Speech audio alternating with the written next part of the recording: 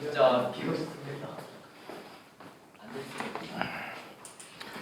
자, 우리 지난 시간에 어디까지 했죠? 26번이요. 26번까지 했어요.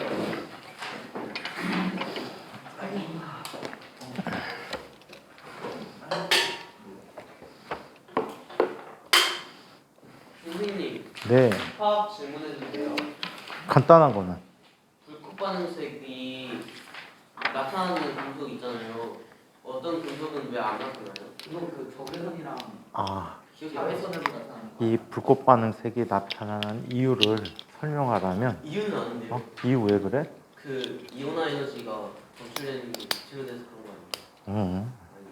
그거는 그 금속이 비쳤을 때. 일반적으로 이래 어떤 물체에다가 자, 열 에너지를 주면은 이런 모양을 생각할 수 있어. 가장 기본적으로. 자, 여기에 어떤 바닥 상태가 있다라고 할게. 바닥 상태 에너지 상태를 갖고 있는데 바닥 상태를 이온이라고 하고 항상 음의 값을 갖고 있거든. 이해해? 그런데 자, 얘가 어때? 에너지를 주게 되면 열 에너지 주게 되면 얘가 들뜬 상태들로 올라간단 말이야. 네. 이 에너지 상태들이 어때? 불연속적으로 나타나. 이때 올라갔다가 전자가 올라간 아이가 다시 바닥 상태나 또 다른 상태로 내려올 수 있겠지. 네. 이런 상태로 내려오게 될 때 어때? 특정한 에너지만큼을 방출하는데 무슨 형태로? 빛의 형태로 방출해 주게 돼. 그래서 방출되는 에너지는 H 곱하기 H는 플랑크 상수라는 상수값이야. 그래서 특정 파장분의 C라고 쓸 수 있어. 어쩌고 많이. 그래서 람다라는 값이 이렇게 나타나게 돼. 델타 E분의 HC라는 값이 되거든. 이 빛들이 가시광선 영역에 걸쳐 있는 아이들이 대체로 어때? 특정한 파장의 빛들이 섞여서 우리 눈에 관찰되는 색깔로 보인단 말이야. 근데 안 보이는 것들은 우리가 눈으로 볼 수 있는 가시광선 영역대가 없다라고 보거나 또는 합쳐진 아이들의 에너지가 엄청 다양하게 빛들이 파장이 나오다 보니까 뭐가 돼서 백색광 형태로 보일 수도 있어. 연속적인 거 비슷하게 보일 수가 있어요. 그러면 똑같은 거네요. 금속에다가 빛을 비쳤을 때. 금속에다가 빛을 비추면 걔는 광전 효과라는 효과가 생겨서 이거하고는 다른 형태가 되겠죠. 무슨 그건 뭐예요? 뭐가? 물질에도 그거 뭐지? 파동의 성질이 있다 해서 그 물질파. 저게 좀 비슷한 식 아니었어요? 그거하고는 좀 다르죠. 너도 떨리고 겁나 크지만 엄청 미세하게 떨리고 있어. 그건 이제 물질파라고 하는데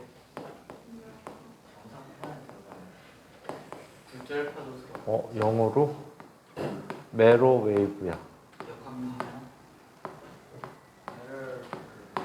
또는 이걸 처음 제안한 사람이 드브로이야.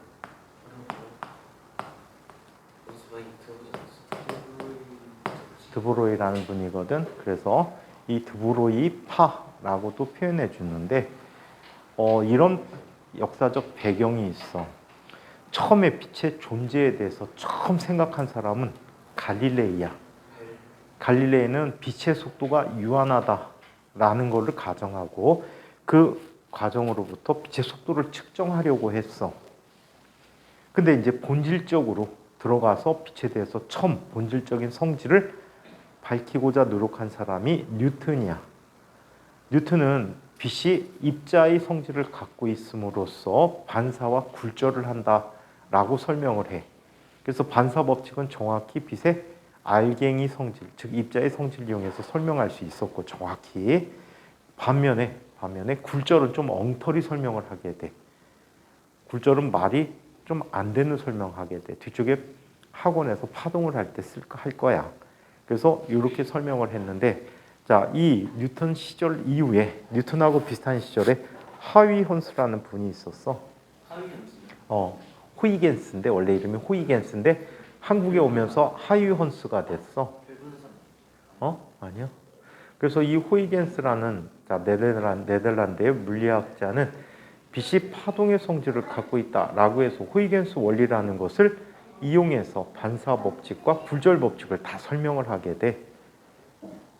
자, 이렇게 설명을 하게 되는데 빛에 대해서 또 중요한 성질이 간섭과 회절이라는 현상이 있어야 되는데 뉴턴 역학을 갖고 설명할 때는 간섭과 회절을 설명할 수가 없었어.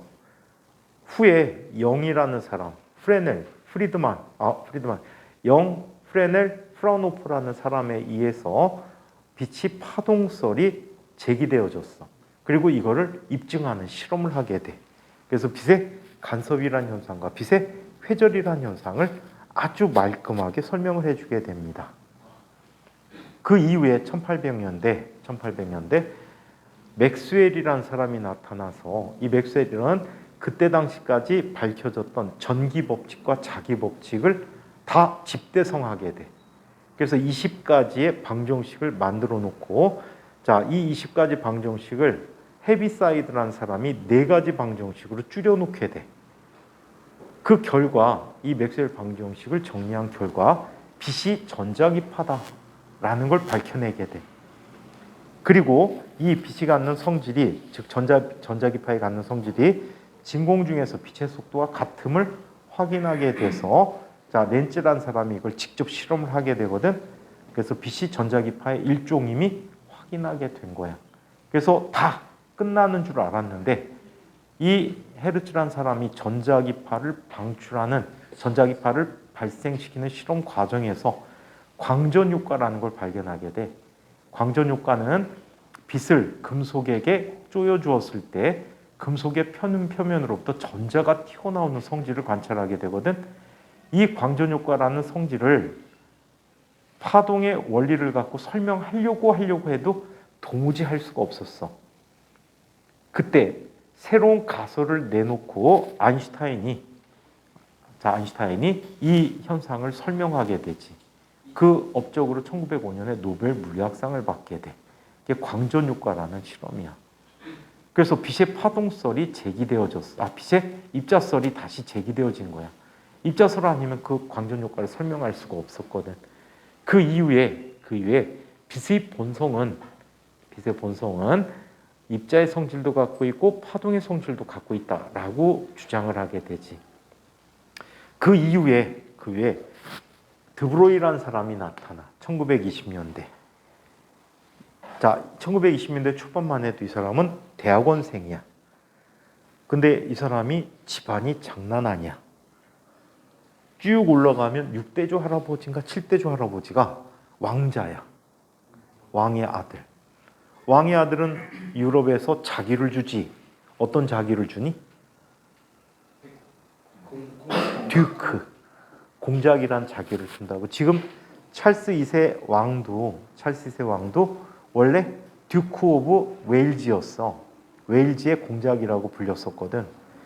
얘 할아버지도 쭉 올라오면 공작이야.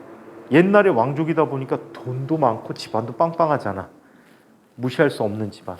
게다가 얘 형이 그때 당시에 공작이었어. 공작. 나중에 형이 일찍 죽으면서 이 사람이 공작이 돼.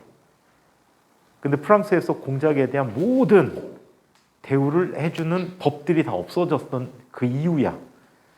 근데 형도 역시 물리학자야. 형은 열물리라는 물리, 열역학이라는 부분을 주로 연구하던 물리학자였어. 열의 복사 이런 거를 연구했던 물리학자였거든. 형의 영향을 받아서 이 사람도 물리학을 공부하게 됐어. 근데 대학원 다니는 과정에 이런 생각을 한 거야. 만약에 빛이 파동의 성질을 갖고 있다고 알려졌는데 입자의 성질을 갖고 있다면 입자도 역시 파동의 성질을 가져야 된다라고 주장을 하게 되는 논문을 발표하게 돼. 그게 박사학위 논문이야. 박사학위 논문인데 그냥 소문으로 나올 때는 3장짜리, 4장짜리 논문이었다고 하는데 선생님이 그때 당시 논문을 실제 찾아보니까 13쪽짜리 논문이더라. 13쪽짜리 박사학위 논문 세상에 없어. 짧은 거지. 성의가 없는 거야. 성의가 없어. 선생님도 석사 논문을 쓸 때 50쪽 정도 썼는데 굉장히 조금 썼거든. 양을 50쪽인데 굉장히 조금 썼어. 왜? 많이 찍어봤자 종이만 낭비되고 돈 아까워서. 거기다 뭐 프로그램까지 싣고 어쩌고저쩌고 하는데 돈이 아깝잖아. 뭐 사람들이 프로그램 본다고 이해하는 것도 아니고. 그리고 논문에다 프로그램 실는 사람 거의 없고. 그래서 안 했어. 안 하고 그냥 50쪽 정도로 52쪽인가로 그냥 만족하고 냈는데 제출했는데 이 사람 13쪽이야. 앞에 필요 없는 부분까지 다 합쳐갖고 13쪽이야. 황당해. 그래갖고 지도 이 사람의 논문을 심사해야 될 거 아니야. 심사하는 교수들이 3명이 고민을 했대요. 어떤 고민? 13쪽짜리 갖고 논문 학위를 주자니 사람들이 뭐라고 할 것 같고, 안 주자니 집안이 공작 집안이잖아. 그래갖고 이 심사하는 교수들이 갈등을 했답니다. 하다가 해법을 찾았어. 이 논문을 필사해갖고 아인슈타인한테 보낸 거야. 아인슈타인 교수님, 어떤 학생이 이런 개념에 대해서 논문을 썼습니다. 논문 전문이 이러한데 한번 읽고 검토해 주십시오. 아인슈타인이 그랬답니다. 대단한데? 왜? 자연의 대칭성을 논하는 거잖아. 빛이 파동성을 갖고 있다라고 알려졌는데 입자의 성질을 갖고 있다면 물질 입자도 파동성을 가져야 되는 게 대칭이라는 측면에서 당연한 일이 되겠지. 그래서 이 파동에 대한 대칭성을 물질파에 대한 대칭성이라는 측면에서 자연의 본성이라는 그런 성질을 이끌어내기에 충분하다. 그래서 아인슈타인이 박수 쳐줬답니다. 매우 훌륭한 논문입니다. 그래갖고 이 교수들은 그랬대. 만약에 이 논문이 잘못되면 아인슈타인이 괜찮다고 했어. 아인슈타인한테 물어봐. 논문이 잘 됐다고 하면 그냥 학위 주는 거니까. 그래갖고 이 논문을 통과시키게 돼요. 이 논문이 통과되고 5년인가 지나서 실제로 두 실험 그룹, 한 그룹은 데이비슨이라는 사람과 거머라는 사람이 미국 사람들이야. 실험을 통해서 물질파를 찾아내. 전자가 갖는 물질파의 성질을 발견하게 돼. 그 다음에 회절 실험을 했어. 전자를 갖고 놨더니 회절을 하더래. 회절은 누가 갖는 성질이라고? 우리 아직 배우진 않았지만 파동의 성질이야. 파동성이 있어야지만 나타나는 성질이야. 회절이 뭐냐면 장애물이 있으면 장애물 뒤에까지 파동이 전달되지는 게 회절이거든. 근데 입자가 그렇게 도달하더래. 그 다음에 톰슨. 톰슨 하면 생각나는 사람 있지? 톰슨이 누구지? 음극선 실험했지. 뭘 발견했어? 전자. 스코틀랜드에 있는 교수님이거든. 노벨상을 받았어. 이 사람의 아들이 또 톰슨이야. J.J. 톰슨인가 그래. 그래갖고 이 톰슨이 전자선을 이용해서 회절무늬를 X선과 똑같은 형태의 회절무늬를 관찰하게 된 거예요. 알루미늄에게 X선을 투사시켰을 때 나타나는 회절무늬와 동등한 회절무늬를 관찰하게 되었어. X선. 엑스레이. X선. 그래서 이 물질파를 확정하게 되지. 그래서 드브로이, 그 다음에 데이비슨 건머, 그 다음에 톰슨이 모두 노벨상을 받게 됩니다. 같이 받았는지는 내 기억이 정확하진 않아. 그때 고맘때 대부분 다 발견이 됐어. 그래서 대학원 박사과정 논문을 갖고 노벨상을 받은 케이스 첫 번째고 또 하나가 더 있어. 그리고 논문 받은 2가지 경우가 있는데 그렇다. 일본에는 박사가 아닌데 노벨 물리학상 받은 사람이 있어. 학사인데. 그 다음에 화학 쪽은 여러 번 받았어. 일본에서. 다 일본 놈들이야. 노벨 평화상만 받았죠. 우리나라 노벨 평화상 받았어. 노벨 평화상만 돈 주고 샀다는 얘기가 있더라. 그 받았다고 표현하긴다. 받았다고 하면 좋긴 한데 그냥 일설엔 돈 주고 샀다. 어떻게 했어요? 필자선을 받을 것 같다는 얘기 있지 않았어요? 필수는 받았잖아. 받았잖아. 한국이가 뭐야? 근데 걔는 미국인데. 아니 국적은 누구? 호주. 어? 호주. 아 허준이 국적 미국이야? 국적 미국이래. 카이스트 와서 교수하던데? 근데 이제 안 나왔고. 그 국적 미국 선택했어. 아 그래? 여자예요, 남자예요? 남자. 남자. 허준이? 이허준? 호주이. 자. 공고 이름 이허준. 아 미국이라고 해서 서울한테. 24번 차례요? 이름이 서. 아 그래서 물질파 파장은요 이렇게 얘기해. 우리 운동량 얘기할 때 어떻게 쓰기로 했지? MV라고 쓰기로 했거든. 네. 자 상대성 이론을 이용해서 광자, 빛 알갱이를 광자라고 해. 포톤이라고 하는데 광자가 갖는 운동량은 어떻게? 람다분의 H라고 할 수 있거든. 그래서 이때 파장 람다가 뭐가 돼? P분의 H라는 값을 갖는데 지분의 자, 이 전자들은 m이라는 질량도 갖고 있고 속도를 갖고 있어서 얘를 mv분의 h라고 쓰는 거를 드브로이의 물질파라고 해. 그래서 형태가 람다가 같이 들어가 있다는 거 외에는 비슷한 게 1도 없네. 아시겠어요? 자, 그래서 이런 물질파 얘기도 있다. 프랑크 상수인 줄 알았는데 아니 맞나? 아니. 아, 플랑크 상수 맞아요. 자, 플랑크 상수는 플랑크라는 분이 발견한 값인데 처음에 제안을 했어. 이분도 되게 또 재미난 분인데 이 플랑크라는 사람은요. 플랑크라는 사람은 1700년대 후반에 1800년대 초까지 자, 살았던 분인데 이분은 뭘 연구했냐면 복사선에 대해서 연구했어요. 흑체라는 걸 가정하거든요. 흑체는 아주 이상적인 물질인데 존의 상태에서는 100% 에너지를 다 흡수하고 그리고 빛에너지든 열에너지는 다 없애버리고 그래서 검은색으로 보이는 거야. 그리고 고온일 때는 전부 다 100% 방출해줘요. 그래서 우리 일상생활에서 흑체에 가장 가까운 녀석은 숯그름이라는 거 아세요? 숯그름.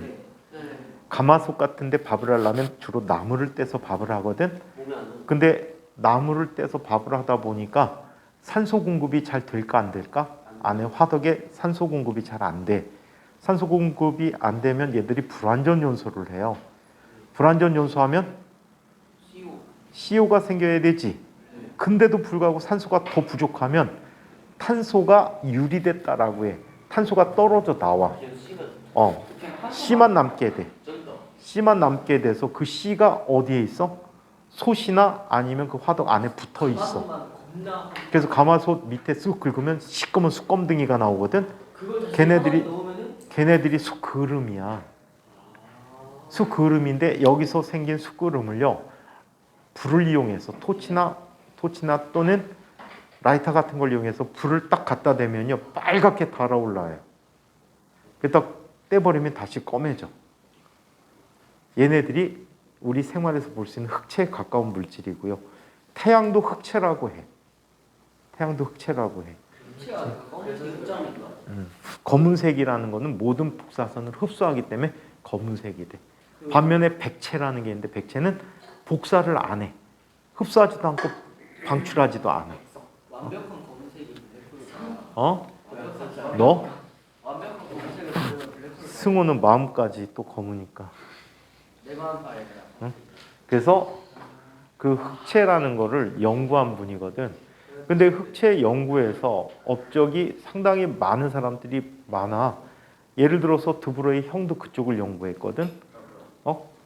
근데 이 흑체 연구에서 크게 두 그룹이 있었어. 빈이라는 사람이 얘기한 그룹이 있는데 빈이라는 사람은 파장이 짧을 때 복사에 대해서 잘 설명했고 그 다음에 레일리라는 사람과 진스라는 사람이 같이 공동 연구했는데 이 사람은 파장이 긴 영역에서는 잘 맞았대. 하지만 이 두 개가 모두 다 두 개를 만족하는 식을 못 만든 거야. 못 만들었는데 이거를 플랑크라는 사람이 만들었어. 단지 두 가지 조건에서 같은 식을 만족하게 식을 만들어줄 때 이용했던 게 바로 플랑크 상수라는 거였거든. 식이 뭔데요? 식이요? 대충만 얘기해 줄게. 파장에 대한 에너지 식으로 어떤 상수 곱하기 어떤 상수 곱하기 여기에 플랑크 상수가 일부가 들어가. 하지만 형태는 뒤에 게 더 중요해. 익스포넨셜. 자, 얘는 EKT분의 HF가 되는데 람다까지 쓸게. HC 마이너스 1분의 1이라는 형태의 식을 쓰게 돼. 저 K는 뭐예요? 여기는 볼츠만 상수라고 해. 실체만 그래서- 볼츠만 써요. 아니 그냥 볼츠만 상수야. 그래서 이렇게 쓰게 됐는데 이 식을 만족하는 형태가 그래프가 이렇게 그려지거든. 여기 파장에 대해서 에너지 밀도가 나오거든. 그래서 요런 파장인데 여기와 여기를 다 설명하기 위해서 도입한 상수야. 그래서 이 플랑크 상수 H는 6.63 곱하기 10의 마이너스 저도 34승 줄 세크라는 값을 갖고 있거든. 여기 이것이 맞냐? 그러니까 이거 그래서 이런 관계들을 만족하는 상수값을 얘기했는데 이거와 별도로 아까 얘기한 아인슈타인은 이런 생각을 했어. 여기 에너지에 관한 식으로 플랑크 상수를 도입해서 쓴 거거든. KT라고 하는 게 에너지에 대한 식이야. KT에 대해서 에너지 식이 있으니까 얘는 람다분의 HC도 에너지 식이어야 하거든. 이런 생각을 했어. 그래서 에너지가 HF와 관계한다. 즉 H 곱하기 람다분의 C와 관계한다라는 생각을 했었는데 아인슈타인은 별도로 광자가 갖는 에너지를 HF라는 값에 그때는 H라는 값을 안 썼어. CF의 정수배로 나타난다라고 해. CF, ECF, 3CF 이런 식으로 나타났어. 그래서 에너지가 진동성 관계한다라는 걸 제안했단 말이야. 이걸 제안해서 이걸 이용해서 광전 효과를 확인했거든. 이 과정을 플랑크가 본 거야. 쟤도 에너지 이렇게 썼어? 나도 이렇게 써야 되는데 그럼 내 에너지도 불연속적이네. 그래서 모든 현대 물리에서 나타나는 현상들이 미시적인 세계 물질 입자들이 양자화되어 있다라고 표현하게 되는 거야. 연속적이지 않은 양자라는 것은 연속적이지 않은 값, 불연속적인 값들로 표현되는 자 양을 나타내는 입자라는 뜻이야. 그래서 영어로 얘기할 때는 얘는 저 고등학교 퀀텀이라고 얘기하거든. 얘는 퀀텀이라는 말은 퀀터티라는 말이 있지. 퀀텀메리 퀀터티가 무슨 뜻이야? 양. 그 다음에 물질 입자를 뜻해주는 음을 붙여서 합성어로 퀀텀이라는 말을 만들어내게 된 거야. 그래서 양자화돼 있고, 이분도 에너지가 양자화돼 있는 거지. 그래서 양자 가설이라는 걸 주장하게 돼. 양자론이라는 걸 제안하지. 그래서 두 분이 따로따로 얘기하게 돼. 그래서 어떤 그룹에서는 양자 가설 또는 양자론 하게 되면 플랑크로부터 시작했다라고 주장하는 부분이 있고 사실 양자적 개념을 먼저 도입한 거는 아인슈타인이야. 그래서 이걸 아인슈타인의 양자 가설이라고 설명하는 분도 있어. 그거가 좀 더 커. 업적은 내가 볼 때는 이쪽이 더 큰 것 같아. 이분은 나중에 플랑크는 아인슈타인의 업적을 보고 쫓아서 또 한 거야. 우연히 겹친 거 아니에요? 아인슈타인은 양력학 되게 싫어했는데. 아인슈타인 양자역학 싫어하지는 않았어요. 싫어한 게 아니고요. 얘기가 되게 못마땅한 건 아니고요. 반박하지 않았어요? 반박한 거. 반박을 하는데 솔베이 회의에서 존나 먹어라서. 이분이 콜라겐 아인슈타인이 이런 얘기를 했어. 보어라는 사람이 처음 나타나서 양자론에 대해서 얘기하기 시작했거든. 양자역학에 대해서. 사실은 보어가 한 업적은 굉장히 미미하고 현대 물리학에서는 2번 틀려서 맞은 결론을 냈다라고 얘기한단 말이야. 왜냐하면 보어라는 사람 모형을 나중에 배우겠지만 보어 모형에 의하면 수소 원자 핵 주변의 원자가 공전을 해야 되거든. 궤도 운동을 해야 된단 말이야. 하지만 현대 화학에서 전자는 그런 궤도 운동을 합니까? 존재할 확률이 있는 거지 이렇게 도는 건 아니야. 그러니까 첫 번째 틀렸어. 그지? 그리고 중간에 뭔가를 또 틀렸어. 그래서 맞는 결론을 내놨어. 얘가 이쪽으로 똑바로 쭉 가야 되는데 가설 자체가 처음에 틀렸어. 쭉 가다가 뭔가를 틀려갖고 다시 맞는 이런 형태가 돼버렸어. 그래서 아인슈타인은 그런 부분을 싫어했다는 얘기라고 봐야 될 거야. 근데 나중에 양자역학이 어느 정도 완성이 된 다음부터는 더 이상 보호 모형에 의존하지 않아도 됐거든. 슐레딩거 방정식이라는 방정식 등을 통해서 대부분 다 해석해낼 수 있었거든. 알려주세요. 슐레딩거 방정식을 니는 얘기해도 모르지. 거 아니야? 근데 아무튼 보호라는 분은 스톡홀름에 자기 보호 연구소를 세워놓고 그 연구소에서 엄청난 노력을 했는데 혼자만의 노력이 아니고 주변 사람들이 엄청 훌륭한 사람들이 많이 모였어. 그래서 보호 제자 친구만 해갖고 엄청나게 많이 모여서 공동 연구를 통해서 양자역학을 완성시켰다고 해요. 그럼에도 불구하고 나중에 물어봤습니다. 보호가 큰 사람이 된 다음에 야, 너 아인슈타인 싫어하지 않아? 아인슈타인이 엄청나게 괴롭혔기 때문에 그래갖고 싫어하지 않아? 그랬더니 아인슈타인이 있었으므로 현재 양자역학이 존재한다 라고 평했어. 그때 살아있었을 때일 거야. 그래서 아인슈타인의 도움을 많이 받았다라고 표현해. 왜? 아인슈타인이 그때 그런 질문을 안 했다면 양자역학이 더 이상 발전하지 않았을 수도 있다라는 얘기를 합니다. 응? 자, 그러면 24번부터 하면 됩니까? 27번부터입니까? 그거 있잖아요. 상대성 이론. 블랙홀의 사건 실평성 안쪽에서만 증명을 못해서 아직도 이론이라고.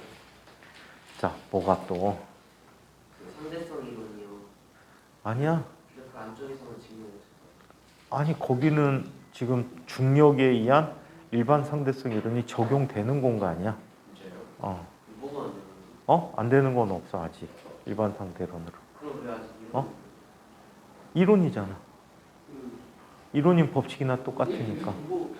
이론은 증명이 안 된 거. 이론은 증명. 아니야, 이론이 증명이 됐으니까 이론이지. 증명이 안 돼. 가설이지. 정보 저장이 법칙이 아니라 그게 백살나가지고. 자, 그러면 27번을 한번 살펴보도록 할게요. 자, 27번. 다음 그림과 같이 정사각형의 각 꼭지점에 지면에서 수직으로 놓여 있는 AB의 두 나침반이 도선 AB와 나침반을 나타낸 것이다. 이때 도선 A와 B에 같은 색의 전류가 흐르고 있다.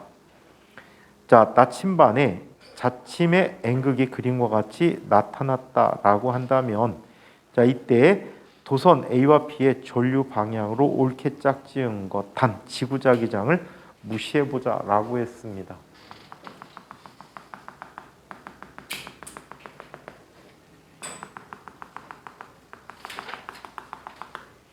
나침반의 N극이 정확히 이쪽을 가리키고 있네요.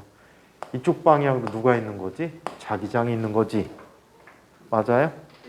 이쪽에 두 개의 전류가 있어요.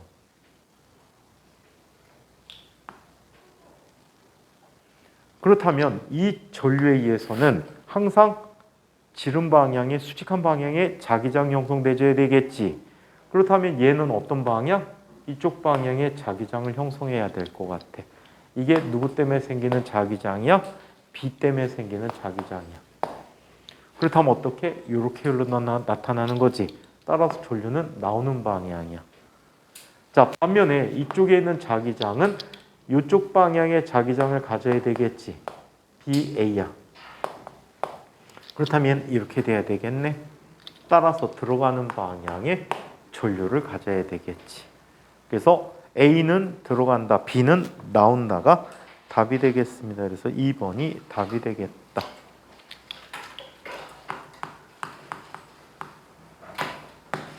(28번)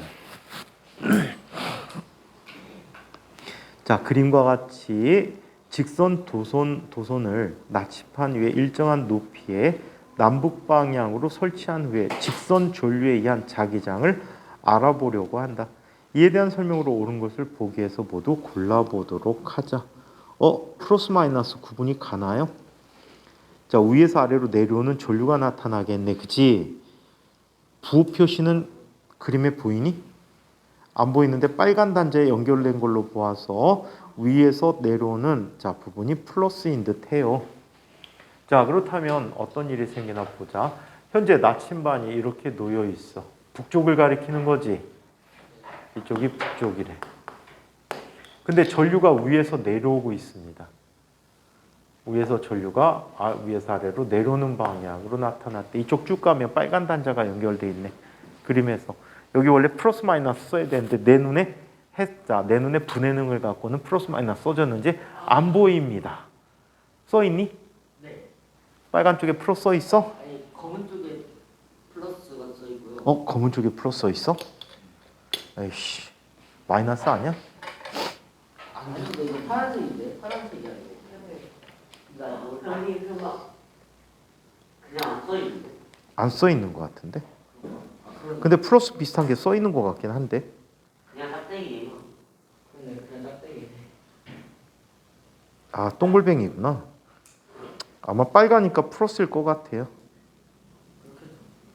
옆에 마이너스를 연결돼 있죠. 맞아. 어디 마이너스가 어디 써 있어? 멀티 테스터 뒤에 있어요. 전력이 멀티 테스터잖아. 아이, 몰라요.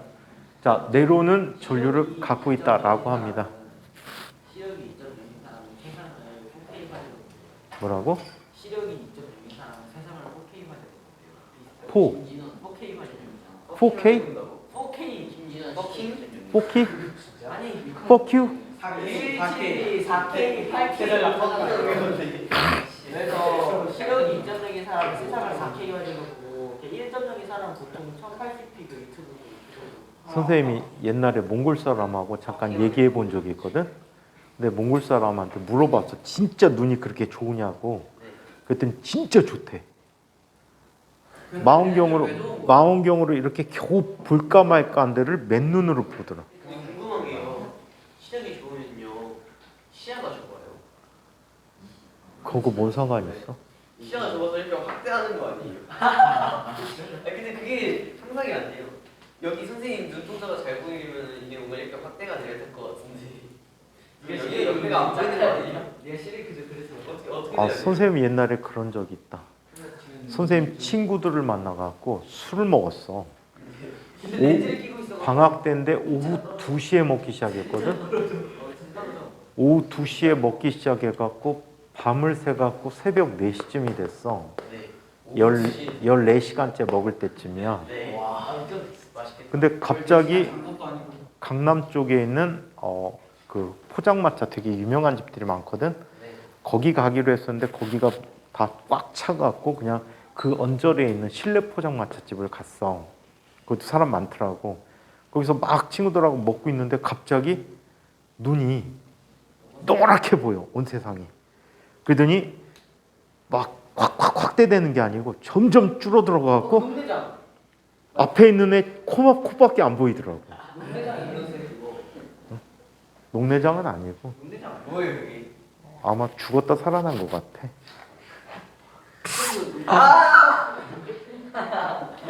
흰색 긍정. 농대장 들어왔죠.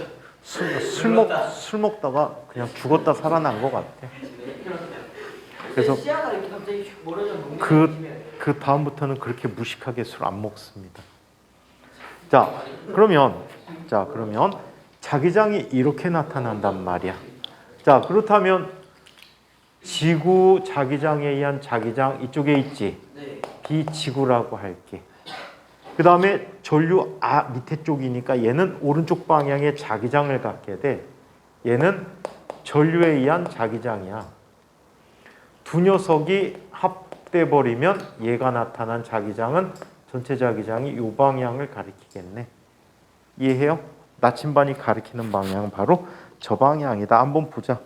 실험 장치의 스위치를 닫으면 나침반의 N극은 동쪽으로 움직이겠지. 네. 동쪽으로 움직인다. 자, 동일한 실험 장치에서 전원 장치의 전압을 더 높이면 전류에 의한 자기장이 더 세지겠지. 그럼 더 동쪽으로 가겠지. 더 동쪽으로 움직이게 될 것이다. 그래서 시계 방향으로 회전을 하겠죠. 니은은 맞고요. 가변 저항을 감소시키면 전류가 증가하죠. 전류가 증가하니까 나침반의 N쪽은 동쪽으로 더 치우쳐진다. D가 틀렸죠. 전원의 플러스 마이너스 단자를 바꿔 연결하게 되면 얘는 어떻게 돼 버리지? 플러스 마이너스 바꿔 연결하면 거꾸로 흐르는 거잖아. 그럼 자기장이 이쪽 방향이야. 그럼 이렇게 가니까 180도는 아니지. 반대 방향으로 이동하는데 90도라고 보기도 모호하지. 왜? 전류 세기에 따라 각도가 45도일 수도 있고 아닐 수도 있어서. 그래서 반시계 방향으로 회전해서 우리 1사분면, 2사분면으로 하면 2사분면상에 존재한다라고 얘기해야 되겠지. 자, 그래서 180도까지는 아니고요. 자, 한편 직선 도선과 나침반, 근데 답이 세 개인데 두 개밖에 없네. 그러니까요. 기억 생겼잖아요. 플러스 마이너스가 다른 거 아니야?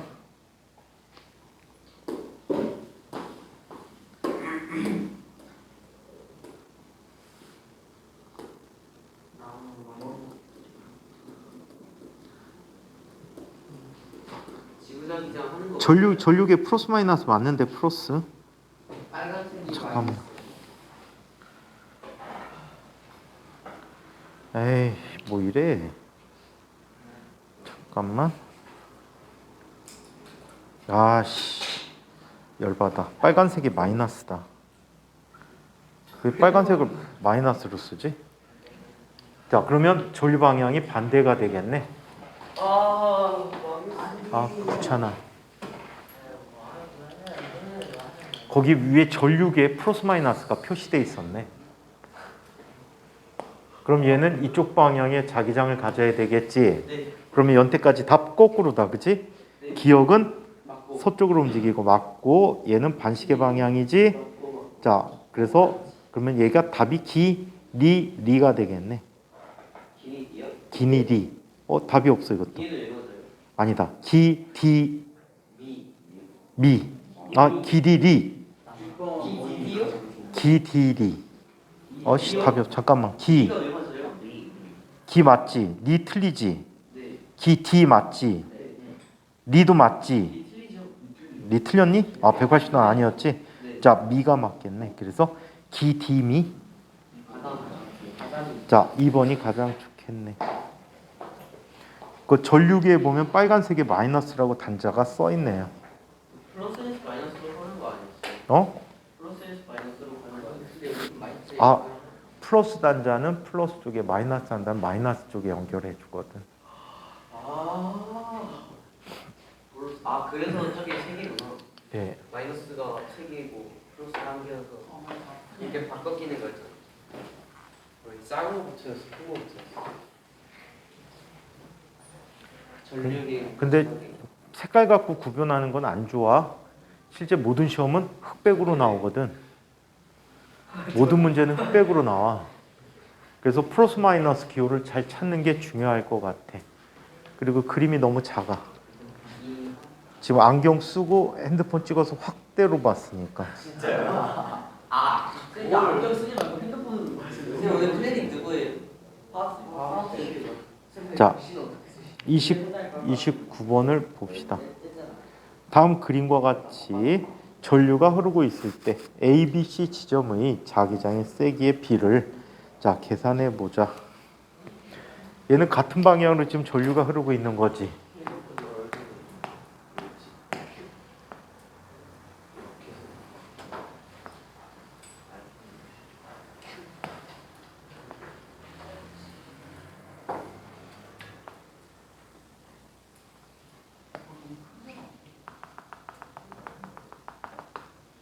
자, 위쪽으로는 몇 암페어의 전류가 흐르지? 6암페어. 아래쪽으로는 몇 암페어가 흐르지? 2암페어가 흐르고 있고요. 거리는 각각 얼마큼 떨어져 있는 A, B, C가 있다라고 했지? 얼만큼 떨어져 있어요? 얼마큼? 자, 이렇게 되어 있어요. 자, 그럼 얘에 의한 자기장은 이렇게 돼 버리니까 나오지. 자, 이쪽에서는 얘에서는 들어가고 이쪽에서도 들어가는 방향이고 얘에 의한 것은 나오고 이쪽도 나오고 이쪽은 들어가는 방향으로 나타날 거야. 그렇다면 자 A점에서의 자기장을 살펴보자. 나오는 걸 플러스로 놓을게. BA는 K 곱하기 얼분의 6 더하기 K 곱하기 자 하나 둘 세 개지 3R 3R분의 2가 돼버리겠지. 자 그렇다면 얘는 K 곱하기 3R분의 20이야? 20이라는 값이 됐대. 자 BB는 서로 반대지. 나오는 게 플러스야. 얘한 게 플러스지. K 곱하기 얼분의 2 마이너스 K 곱하기 얼분의 6이 돼버렸어. 따라서 마이너스 K 곱하기 얼분의 4가 됐고요. C에서의 값은 모두 다 자 들어가지. 마이너스 6A에 의한 값은 K 곱하기 3얼분의 6 마이너스 K 곱하기 얼분의 2. 그래서 얘는 얼마? 마이너스 K 곱하기 자 얼분의 4 얼분의 마이너스 2가 되니까 마이너스 4 이게 돼버렸대요.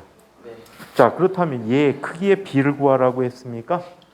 자 A 대 B 대 C를 살펴보면 자 얘는 20대 12대 얼마?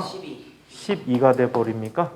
자 그래서 얘는 5대 4대 3대 3 그래서 이런 B를 갖게 됐대요.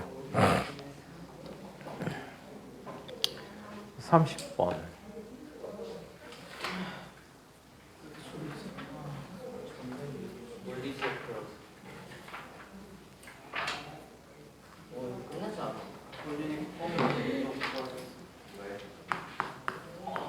학원은 상당히 쉬울 거예요. 파동 쪽 얘기가 많거든. 파동이 복잡한 것들이 훨씬 더 줄어갖고 상당히 쉬울 것 같아요. 여기 파동이 안 나와 있네요. 어? 학원은 나오더라고. 셰페이드 3층의 학원. 4층은 뭐예요? 어? 4층은 뭐예요? 4층은 우리 안 배운 거, 뭐 반진동, 그 다음에 원운동 이런 것들을 좀 더 밀도 있게 배우게 될 거야. 여기 또 중력장애 운동도 없잖아. 중력장 운동하면 현대물리도 있고.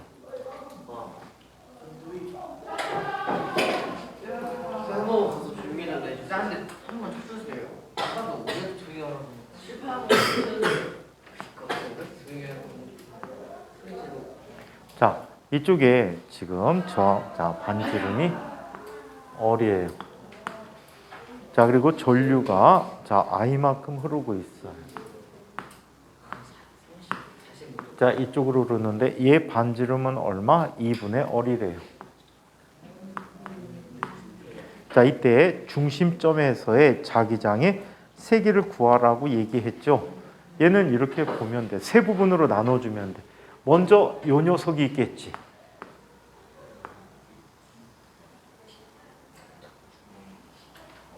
아이쿠. 뭔가 달머리 같았어요.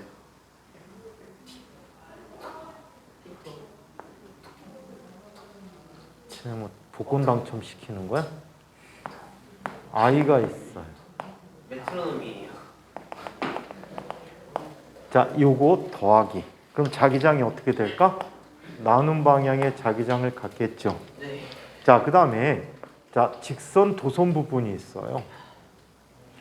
직선 도선 부분인데 이 중앙점에서는 거리가 0이지 얘네들로부터. 그치? 얘네들로부터 0이기 때문에 자기장이 없어요. 네. 얘는 아무런 영향 주지 않습니다. 나오죠. 자, 그 다음에 자 여기에 반대 방향으로 된 녀석이 있지. 나와요. 자, 이 방향의 자기장이니까 여기서도 어떻게? 나오는 방향의 자기장을 갖게 될 거야. 자, 그렇다면 원이 완전히 돼 있을 때 이 값이 얼마였어? K 프라임. K 프라임 곱하기 반지름분의 전류였단 말이야. 근데 얘는 그거의 절반만 있지? 이 K 곱하기, 이 K 프라임 곱하기 얼분의 I가 됐어요. 얘는 0이고요. 얘는 같은 방향으로 2분의 K 프라임 곱하기 얼마? 얼분의 얼분의 2i가 돼버리겠죠. 네. 자, 두 개가 합쳐지니까 전체 자기장은 얘는 자 2분의 k 프라임 곱하기 2얼분의 3i가 돼버리겠네. 그냥 어라. 얼분의 3i가 되네. 그래서 이런 결과를 주게 되었다. 자, 31번 문제. 다음 그림은 중심에 놓여 있는 원형 도선과 직선 도선 AB가 같은 거리만큼 떨어진 상태로 종이 면에 고정되어 있는 것이다. 이때 세 도선에 흐르는 전류 세기가 I로 모두 같고 중심 O에서 세 도선에 흐르는 전류에 의한 자기장 세기는 자 B라고 한다. 이에 대한 설명으로 옳은 것을 골라보도록 하자라고 했어요. 네. 어려우니까.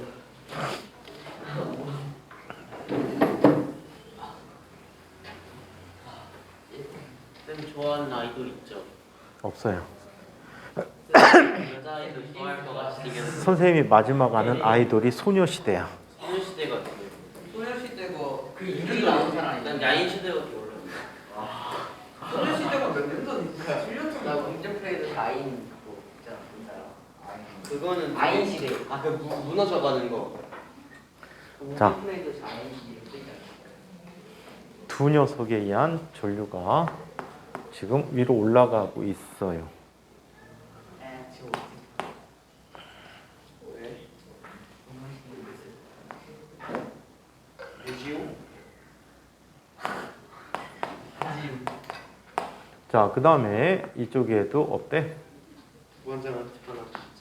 전류가 올라가고 있어요. 불건전한 파급 교시. 근데 시우는 키 작은데도 반장 시켜주는 애들이? 싫어 가까워요. 얘 까치바라고 왔대요. 아, 너무 맛있어. 나같이 까치바라고 하느라 이거 이렇게 야너 깜짝 놀랐냐? 흔들흔들 키 거리고. 가지고 놀리는 거 아니야? 알창 3cm. 키가 작은 거. 너도 마찬가지야. 아 선생님, 그렇긴 한데. 선생님도 큰 편은 아닌데 맞아요. 선생님도 작은 편인데 키 작으면 반장 잘 안 시켜주잖아. 맞아요. 키 가지고 놀리는 거. 그래요? 아 근데 저는 원래 힘이 나는 생각. 시우가 마음이 큰 사람이라 그거 그렇구나. 한 박자 쉰 것 때문에 된 거예요. 진짜 내가 자, 많이 쉬고 왔는데. 전류가 이렇게 흐르고 있대. 너무 많아.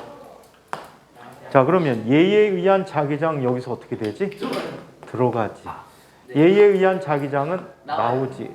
그렇다면 얘네들은 어때? 아무런 역할 안 하네. 똑같아요.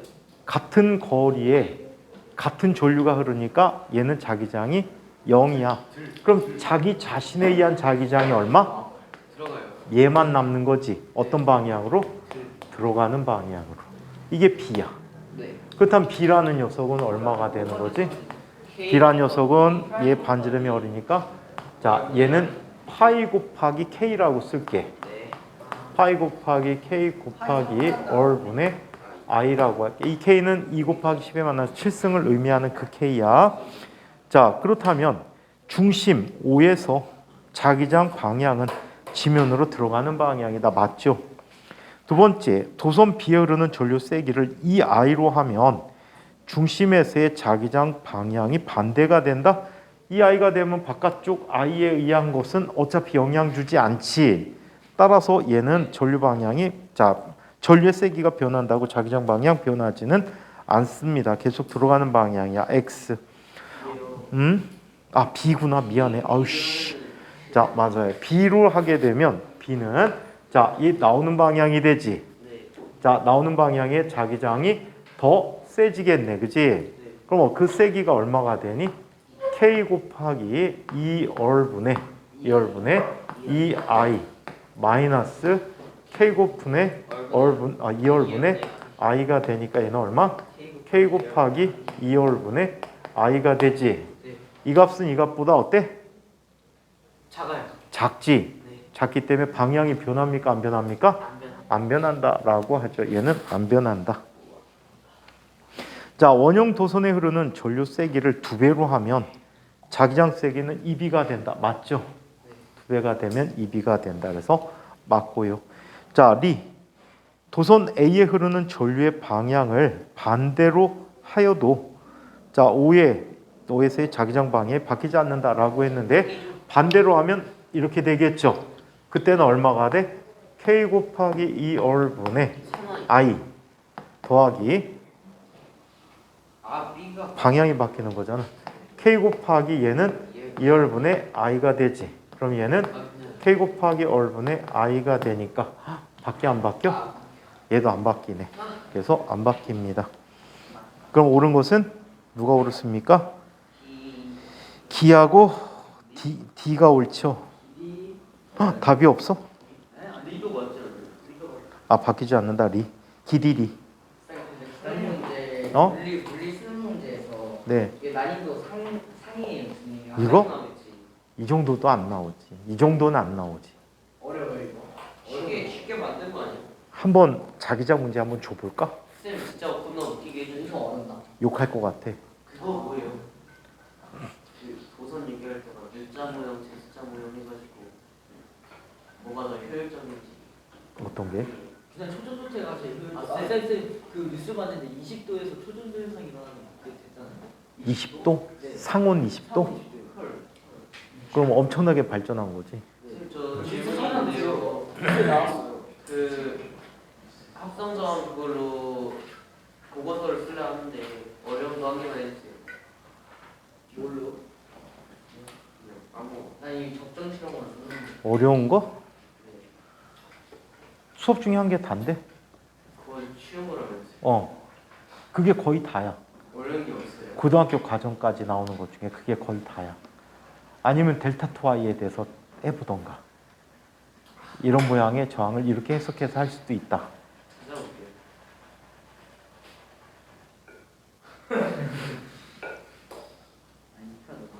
뭐 그리는 거야? 아니, 보안하고 하나 쓰고. 자, 32번. 동일한 세 개의 솔레노이드 A에서 C를 이용하여 다음과 같은 전기 회로를 만들었다. 이때 솔레노이드 A, B 내부의 자속 밀도의 B는 자기장의 세기를 비교하자는 얘기지. A와 B는 흐르는 전류가 C의 얼마야? 절반만큼 흐르지. 그러면 자기장의 세기도 어떻게 될까? 절반만큼으로 줄어들겠네. 그래서 1대 1대 2라는 값이 되겠지. 문제도 아니다 이거는. 문제도 안 해. 답이었어? 자, 전자기 유도에 관한 얘기를 한번 살펴보도록 하겠습니다. 전자기 유도인데 물질의 자성은 일단 패스하고 넘어갔다가 전자기 유도 다 한 다음에 물질의 자성 얘기를 해주도록 할게요. 그 내용을 알아야지 이해할 수 있을 것 같아요. 자, 전자기 유도부터 봅니다. 그거 아니야?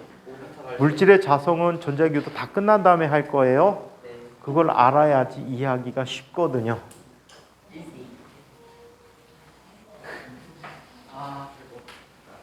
나 진짜 인사할 때 자신 있게 못하겠어. 5시간째 인사하는데 차려. 너 당장 처음 해봐? 아니 그냥 처음. 아니 부반장 하면 근데 반장을 왜 하려고 해? 반장인 사람 지금 저 학생이가 들어가서 귀찮지 않아? 근데요. 어쩔 수 없이 하는 경우가 있었어요. 선생님 하라고 해도 사퇴합니다 하고 그만두는데. 사퇴할까 생각했어요. 1학년 때 제가 너 사퇴했어? 하려고 했는데 쌤이 안 받아서. 그래갖고 그냥 낙선했어? 네. 아니 제가 반장이 된 거야? 됐는데 너무 힘들어서 애들이 말을 안 들어서 그냥 사표를 쓰려고 했는데 쌤이 안 받아서. 그래갖고 아직도 반장이야? 이러면 1학년 때? 이번에는 주변에서 할 거냐고 했는데 안 하고. 그때 쪼가 조금 했잖아 1학년 때. 조그만 쪽. 좀 컸어 그때는? 조그만 쪽. 아 시우보단 컸다는 얘기지? 시험은 내가 큰 시험인데 시험은 안 갔어. 근데 5학년 때 생각하면 조는 전혀 안 클 것 같았어. 지금 시우봐도 딱 보면은 에휴 안 클 것 같네 이 생각이 들잖아. 큰 거야? 늦었어. 넌 늦었어. 근데 남자는 몰라. 군대까지 가서도 키가 큰다고 하니까. 나중에 조래네 시우가 180몇이 돼갖고 나타날지 어떻게 알아? 이야기만 하지 마세요. 선생님 중학교 1학년 때 친구가 있어. 와, 중학교 1학년 때 친구가 있었어요. 은수라는 아이인데 얘가 키가 조그매. 이은수야. 근데 키가 조그만데 아니 지금 시우만 했나? 얼마나 나왔냐? 그러니까 근데 시우보다 더 작을 수 있어. 맨날 1번, 2번이었거든. 맨날 1번, 2번이었는데 애들이 얘를 막 뭐라고 해야 돼? 괴롭히는 거야. 네. 그래갖고 선생님 주변에 앉아 있어갖고 야 은수 일로 와. 이 새끼들 니들 은수 괴롭히면 뒤져. 라고 했었거든. 근데 애도 되게 착했거든. 그리고 중학교 3학년 때 같은 반 아니니까 넘어갔어. 몰랐어. 근데 얘가 실업계 학교 갔었나 봐. 그게 뭐예요? 실업. 요즘 뭐 특성화고등학교. 근데 옛날에 공부 못해야 특성화 갔으니까. 근데 거기 가고 키가 엄청나게 컸나 봐. 근데 얘가 학교에서 달건이 생활을 했더라고. 깡패. 그러더니 대학교 1학년 때인데 선생님 대학교 1학년 겨울방학 때인데 선생님 친구가 이제 딴 학교 다니는 친구가 어릴 때부터 친구가 거기서 쥐포 장사를 했어. 근데 쥐포를 뻥튀기 기계에 넣고 튀겨. 그러면 왜 슈퍼에서 파는 그 쥐포 누른 거 있지, 어포 같은 거 그런 형태로 바뀌더라고. 그리고 마르면 식으면 바삭바삭해져. 과자 같아. 왜 쥐포 파는 거 있잖아 여기 그 포장해 갖고. 근데 그 장사를 했는데 선생님이 어릴 때 살던 동네 한 열흘 정도 내려가 있었나 봐. 그나마 친한 새끼들이 다 그거 하고 있으니까 거기가 있으니까 나도 그냥 거기 가서 놀았다고 하루 종일. 근데 놀고 있는데 원래 이제 장사 원래 하는 놈하고 걔 이제 동업자 친구 놈이 있는데 동업자 친구 놈이 일 있어서 어디 가버리고 이제 원래 사장하는 친구 놈 걔만 둘이 있어갖고 막 얘기하는데 갑자기 이러는 거야 이 새끼가. 야 너 지금 잠깐 하고 있어. 밖에 나가볼게. 그리고 막 지포 나는 튀기고 있고 밖에 딱 보니까 어떤 달건이 겨울에 바바리 코트 까만 바바리 입고 바바리도 아니고 그 오버코트 입고 그 다음에 서 있어. 키가 막 이만해. 그래갖고 와 씨발 이거 달건이 새끼들 여기도 삥 뜯나? 응? 왜 자영업자들 돌아다니면서 돈 뜯잖아. 자릿세 받나? 하고 있는 거야. 이렇게 생각하고 있었어. 그랬더니 갑자기 친구 놈이 야 준표야 일로 와봐. 그래갖고 아씨 혼자 까려면 혼자 까야지 왜 나까지 부르고 지랄이야 하고 갔어. 왜? 그랬더니 야 얘가 은수야 하고 보는데 이렇게 큰 거야. 요만한 애가. 음악 자체면서요. 아까. 왜 나를 봐? 요만한 애가 이렇게 돼버린 거야. 그래갖고 놀래갖고 봤는데 걔가 그 지역 깡패 보스래. 술자 학교에서 엄청 잘했잖아. 자 그러면 전자기 유도를 얘기해 봅시다.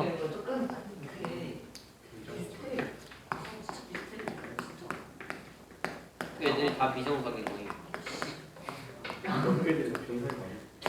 우리 학교에 180이네. 그게 정상이야. 자, 전자기 유도에 대해서 얘기해 보도록 합시다. 자, 전자기 유도라는 현상에 대해서 한번 볼까요?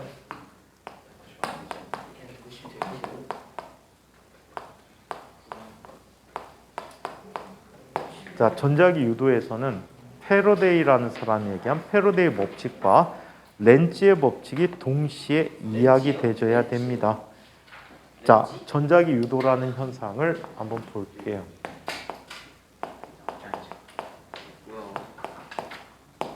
전체를 다 살펴본 다음에 책으로 한번 정리해 보도록 하겠습니다. 자, 이쪽에 코일통이 있어요.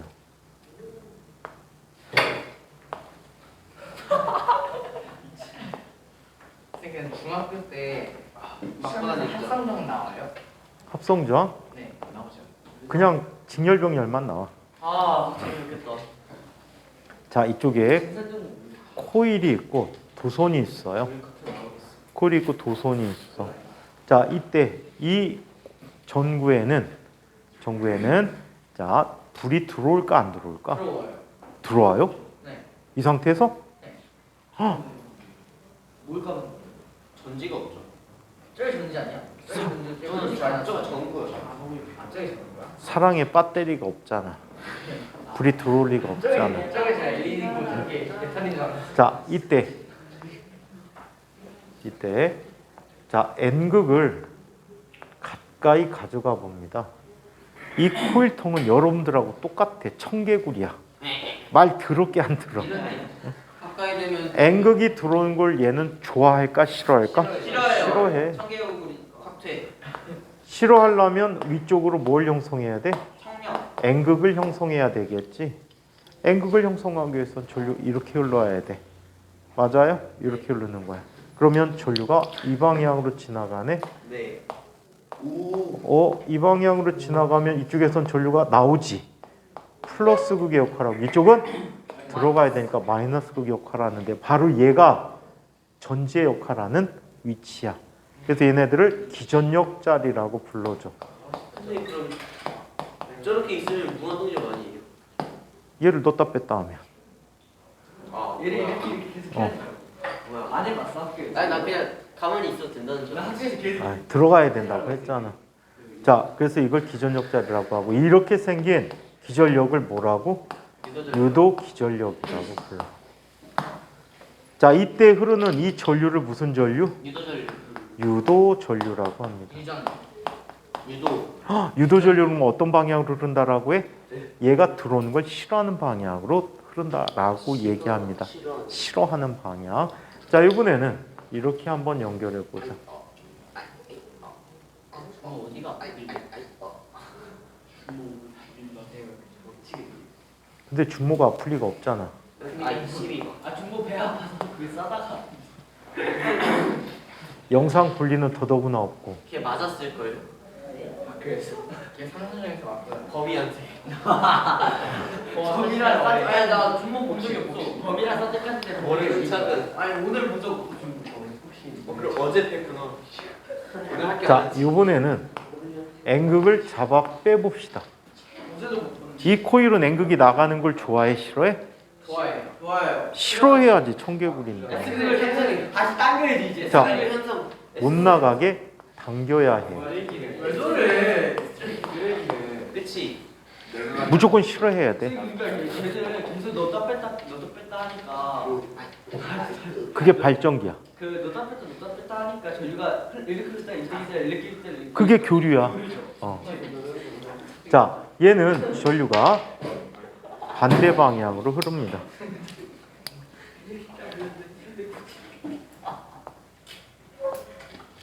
나 이거 생각해보니까 했던 것 같아. 이쪽에 플러스의 역할하고 이쪽에 마이너스의 역할하게 되지. 네. 그래서 얘도 배터리의 역할을 하게 됩니다. 이 G가 전구예요. G는 그 갈바노미터라고 그 검유계라는 장치야. 네. 갈바몬트. 갈바노미터. 갈바노미터. 갈바도. 그냥 깔바로미터. 검유. 검? 검류. 아. 그래서 검류계인 거예요? 우리 부피는 뭐라고 쓰지? 뭐야? 12거. 부피는 대개 V라고 쓰지. 네. 왜 부피인지 알아? 이유 부피. 아, 그 부피가 아니. 부피.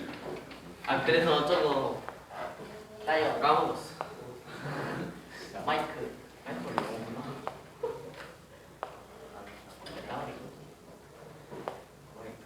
배터리. 자, 이번에는 S극을 디립 밀어보자.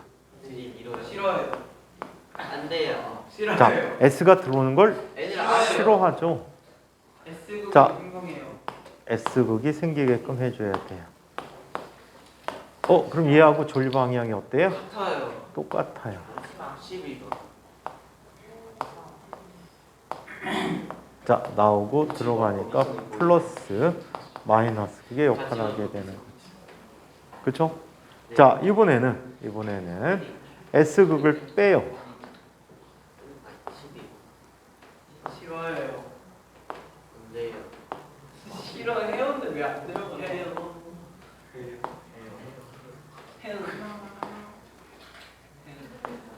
S는 또 반대야. 자, S극을 빼면 S가 못 나가게 해야 되겠죠. 네. 그래서 무슨 극을 형성시켜요? 성공했고 N극을 형성시켜요. N은 서로 반대고 S는 서로 자, 그러면 전류 방향은 조금 전과 반대로 흘러야 되겠죠. 그래서 이쪽에서 전류가 나오니까 플러스극, 마이너스극의 역할을. 자석을 안 움직이면 계속 안 움직이면 아무것도 안 가만히 있어요. 아무 일도 안 일어나. 아무 일도 안 하면 아무 일도 안 일어난다. 쌤 그러면요. 그리고 아무것도 쌤 여기 그 무슨 자석을 넣고 땡글땡글 돌리면요 이게 깜빡여요. 응? 이걸 자석을 넣고 땡글땡글 돌리면은 n이 가다가 s가 오고 s가 가다가 n이 오고 하면 빛나요. 빛이 나냐고요? 아, 전구에 불이 켜지죠. 그러니까 그게 발전기야. 회전시켜 주잖아.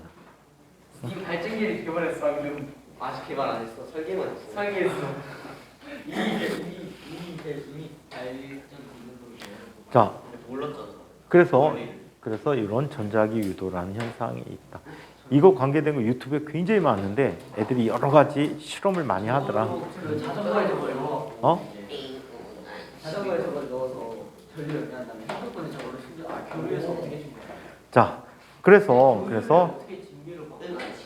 교류를 어떻게 증명할 거냐? 우리 그건 앞에 있잖아. 다이오드라는 걸 이용하면 바꿀 수가 있어요. 반도체 중에 다이오드라는 게 있는데 다이오드를 맞아. 그거 생각했었는데. 다이오드를 이용해서 바꿔줄 수가 있어요. 자, 그러면 이때 요렇게 자성이 이렇게 전류 방향이 자기장의 변화를 싫어하는 방향으로 전류가 흐른다는 것을 뭐라고 불러? 청개구리. 렌츠 법칙이라고. 렌치가 청개구리였다. 자, 렌츠 법칙이라고 불러주고 있어요. 그래서 렌츠 법칙이라고 하고 이때 이 자기장의 크기를 정의하는 법칙을 뭐라고 불러? 패러데이 법칙이라고 얘기합니다. 이 패러데이 들어가기 전에 먼저 자속이라는 개념부터 한번 이야기해 보도록 할게요. 자속은 자기 선속의 중에 자기 선속의 줄임말이야. 자기 선속의 줄임말이고 기호로 쓸 때는 phi b라고 쓰고 있어요. phi b라고 해. 자, 그러면 자속이 어떻게 나타나는지 한번 보자. 자, 우리 자기장의 정의를 어떻게 내려줄 수 있죠? 자기 선석 밀도. 자기장이라는 자기를 녀석은 미치는 공간. 자기 선속 밀도라는 개념을 이용해 볼게요. 줄여서 뭐라고? 자속 밀도라고 얘기했죠. 줄여서 자속 밀도라고 하는데 자속 밀도의 정의는 단위 면적을 지나는 자기력선의 수라는 뜻이지. 네. 그래서 자기장이 B다라고 하는 것은 무슨 뜻이냐면 1제곱미터당 1제곱미터당 B개의 자기 선속이 지난다라는 뜻이야.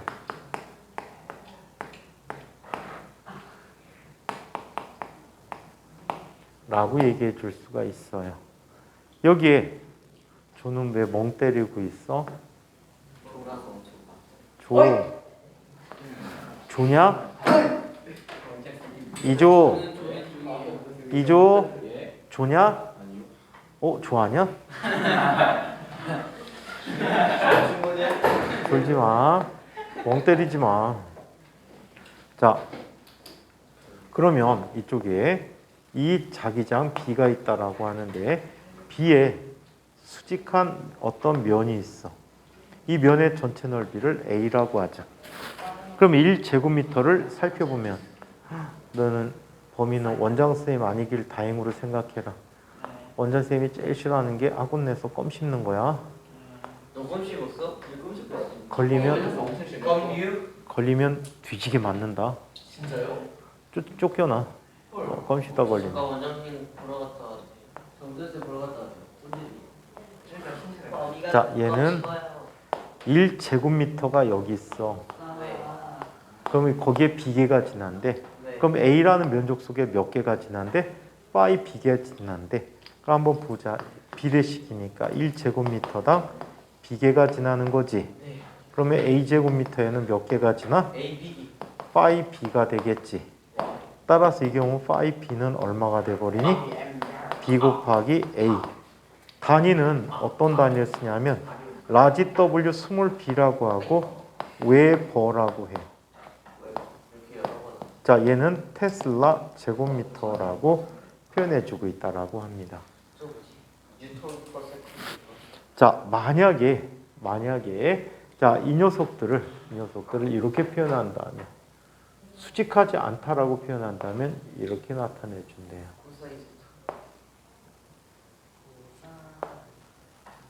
자, 균일한 자기장이 있다라고.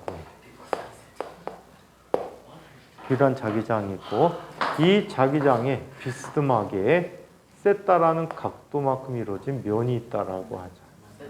이 면을 A 제곱미터라고 할게. A라고 하자. 이때 요 각도가 세타야.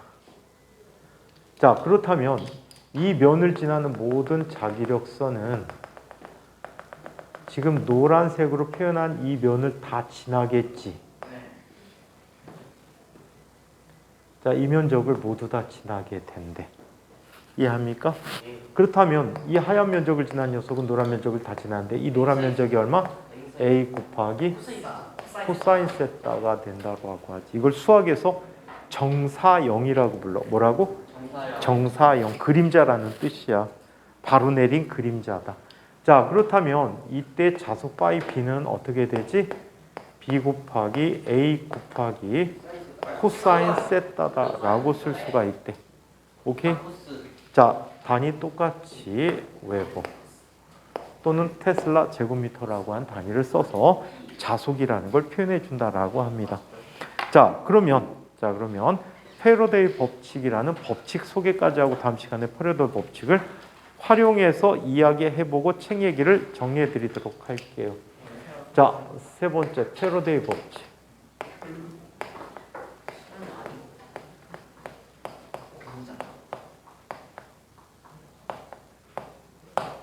패러데이는 이런 이야기를 했습니다.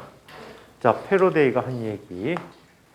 유도기 전력의 크기를 얘기했어. 사실은 패러데이가 렌츠보다 먼저 법칙을 발견했고요.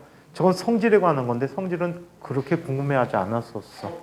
그리고 이 전자기 유도 현상은 또 실제 패러데이보다 약간 앞서서 1년 이내로 앞서서 미국의 헨리라는 분이 먼저 발견했어. 헨리라는 분이 먼저 발견했는데 이분은 그때 수업이 너무 많아갖고 연구할 틈이 별로 없었대. 그래갖고 재미나네 이런 게 있네 하고 그냥 지나친 거야. 그리고 얼마 안 있다 패러데이가 발견해갖고 패러데이가 자기 이름을 붙인 법칙을 발표하게 되지. 그걸 보고 나서 헨리는 나도 했었는데 그래갖고 따로따로 연구를 해. 그래서 이 헨리는 나중에 교류회로라는 곳에서 인덕턴스라는 게 있거든. 자체 유도계수의 단위를 헨리의 이름을 따서 쓰곤 해요. 자, 저희 나라에 이름 붙인 사람은 없지? 아무도 없어요. 아니 이거 근데 이게 별 같은 거에 막 있지 않니? 일본만 해도 니호늄이라는 원소 이름이 들어갔단 말이에요. 와 진짜 우리는 리보늄이 누구예요? 일본 새끼들. 이름 바뀌었잖아. 아닌가? 자, 유도 기전력의 크기는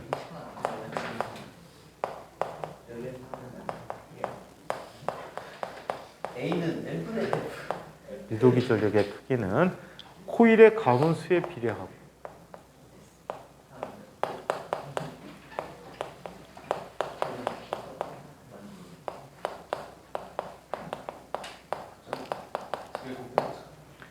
자속의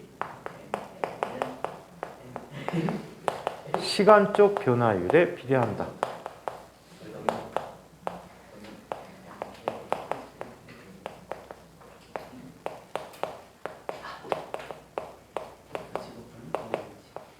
자, 그래서 이 법칙을 우리는 패러데이 법칙이라고 이야기합니다. 이 법칙을 패러데이 법칙이라 한다. 그래서 유도기 전력의 크기를 EINT라고 쓰는데 E라고 쓰는 것은 일렉트로 모티브 포스라고 해서 기전력이라는 뜻이야. 전기를 유발하는 힘이라고 하고 IND라고 쓴 거는 induced야. 유도되어지는 이란 뜻으로 쓰이는데 보통은 그냥 V라고 많이 써. 자, 이 값은 마이너스는 싫어한다야. 렌츠 법칙이 들어가 있어. N 곱하기 델타 T분의 델타 파이 B라고 한다. 오케이? 여기서 N은 뭐가 돼? 코일의 가문수라고 해.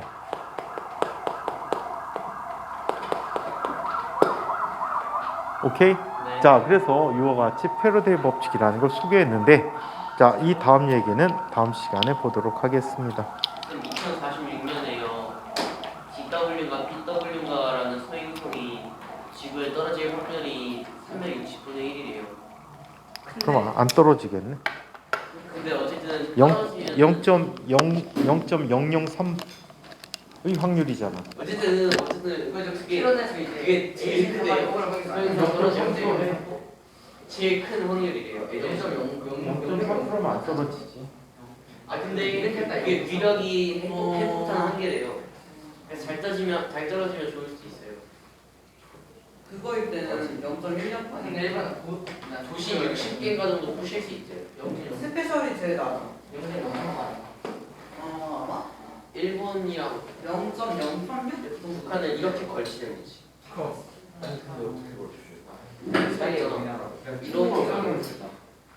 팬츠머리에 내가 걸치는 살짝 껴서. 나 그건 하나도 모르겠는데. 우리 이제 화학할 거래 쌤이. 화학 안 맞는